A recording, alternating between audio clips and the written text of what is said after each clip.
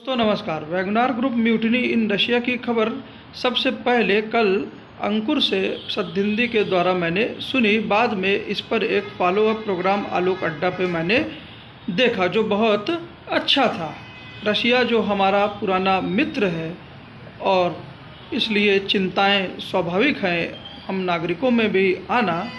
लेकिन मैं इस पूरे एपिसोड को एक जनरलाइज्ड पर्सपेक्टिव में देखना चाहता हूं और मैं देखना चाहता हूं कि ग्लोबल लीडर्स इससे क्या लेसन्स लर्न कर सकते हैं। तो इसलिए यह एपिसोड है।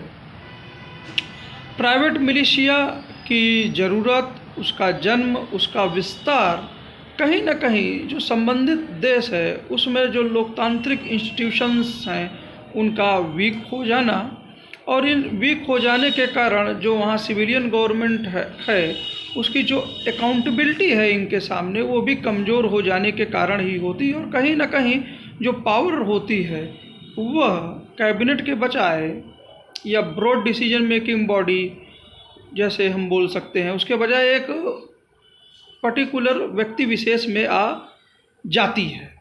और इस चेक बैलेंसेस के अभाव में ये चेक बैलेंसेस जो फ्री प्रेस से होते हैं, मजबूत अपोजिशन से होते हैं, इंडिपेंडेंट जुडिशरीज और डिफरेंट कमेटीज़, पार्लियामेंट्री कमेटीज़ से होते हैं, इनके अभाव में ही ये प्राइवेट मिलिशिया जन्म लेती है।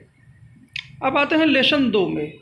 इसके इनिशियल सेटअप के लिए या इसके इनिशियल जो भी तामझाम है इसके ढांचे के लिए कहीं ना कहीं एक्स आर्मी मैन या डिफेंस पर्सनल की ज़रूरत पड़ती ही होगी। मैं ये जो भी बातें कर रहा हूँ जनरल कंटेक्स्ट में कर रहा हूँ, लेकिन जब इसको रनिंग की आवश्यकता होती है तो जाहिर सी बात है कि इसमें जो भी लोग शामिल होंगे, जो भी लड़ाके इसमें शामिल होंगे, उनकी पूर्ति जो होगी वह यंग आर्मी ट्रेंड लोगों से ही उसकी पूर्ति हो सकती है। अगर ये मिलिट्री अब प्राइवेट मिलिशिया बहुत दूर तक इसकी सोच है तो हमें कम से कम ये हमेशा इस बात को ध्यान रखना चाहिए ग्लोबल लेवल पर कि जो डिफेंस प्रोफेशनल्स हैं, जो आर्मी में सर्विसेज हैं, वो उसका कैरियर जो होना चाहिए वो कंप्लीट होना चाहिए, पूरा होना चाहिए। और शॉर्ट टर्म प्रोग्राम्स या ट्रेनिंग्स या कुछ समय बाद निकालने की प्रक्रिया वो स्ट्रैटेजिक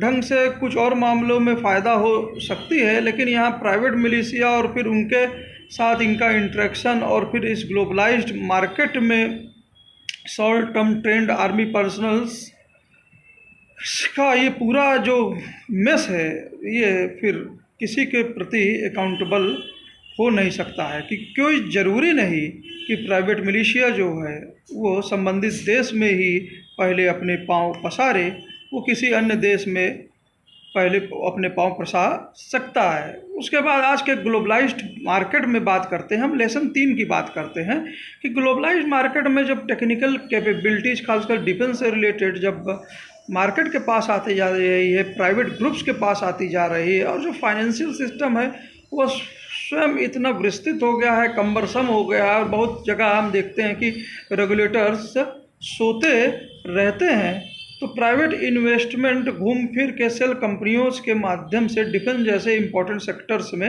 आ जाता है। ये सेल कंपनीज किसका इंटरेस्ट है, किसको मदद कर रही हैं, कहीं ये प्राइवेट मिलिशिया ग्रुप से तो कहीं नहीं जुड़ी हुई हैं।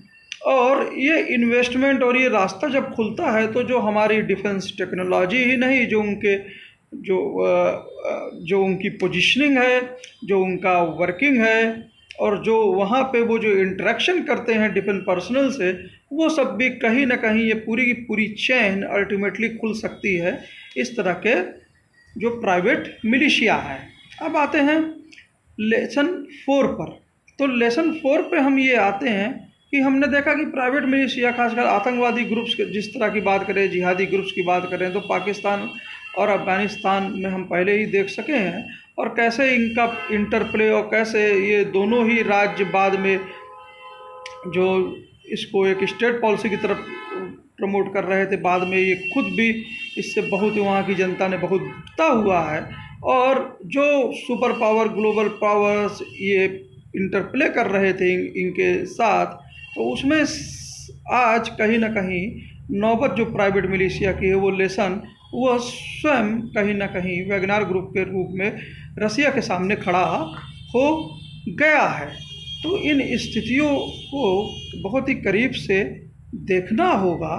और जो स्ट्रांग सिविलियन गवर्नमेंट जो होनी चाहिए, इसमें सिविलियन शब्द तभी तक रहता है जब तक कि जो डिसीजन मेकिंग बॉडी है या जो गवर्नमेंट है वो जो अपने डिसीजंस लेती है वो ब्रॉड वे में ले, कैबिनेट के जरिए या जो भी संस्था है उसके जरिए, और वो उसको अकाउंटेबल होना चाहिए। और वो अकाउंटेबल तभी हो पाएंगी जब जो डेमोक्रेटिक इंस्टीट्यूशंस है अकाउंटेबिलिटी के लिए, फ्री प्रेस है या मजबूत अपोजिशन है या पार्लियामेंट है, इंडिपेंडेंट जुडिशरी है, ये भी उस हिसाब से उनकी अकाउंटेबिलिटी तय कर सकें। इन दोनों ही परिस्थितियों के अभाव में जो सिविलियन गवर्नमेंट की पावर है, अगर वो एक व्यक्ति में सीमित हो जाती है तो ये तो उस व्यक्ति को भी कभी भी स्वयं को वो पता नहीं रहेगा कि वह पावर जो है आगे किस हाथ में चली जाए और कब स्ट्रांग और गवर्नमेंट के मध्य सिविलियन की जगह कोई दूसरा शब्द मिलिट्री, प्राइवेट इत्यादि जुड़ जाए। ये तो बस देखने वाली ही बात रहती है। आज विजय विद्रोही सब का यूट्यूब चैनल पे भी बढ़िया खबर थी, और लवलीन सिंह जी का जो आर्टिकल था इंडियन एक्सप्रेस पे वो भी था। एक खबर ये भी थी कि रेगुलर प्रेस ब्रीफिंग्स अमेरिका में होती है। तो एक जो अमेरिका जो सबसे पुरानी डेमोक्रेसी और भारत जो सबसे जो बड़ा डेमोक्रेसी है, जिस पर अभी दोनों कंट्रीज का टीने एक है, मोदी जी और बिडेन जी ने जैसा ही कहा, तो कम से कम भारत जो है regular press briefing, day to day briefing की ओर बढ़ सकता है। तब तक मनीष जायसवाल को दीजिए इजाज़त। नेक्स्ट एपिसोड में मिलते हैं। भारत जोड़ो यात्रा रेडियो रील्स भी सुनते रहिए। Thank you sir.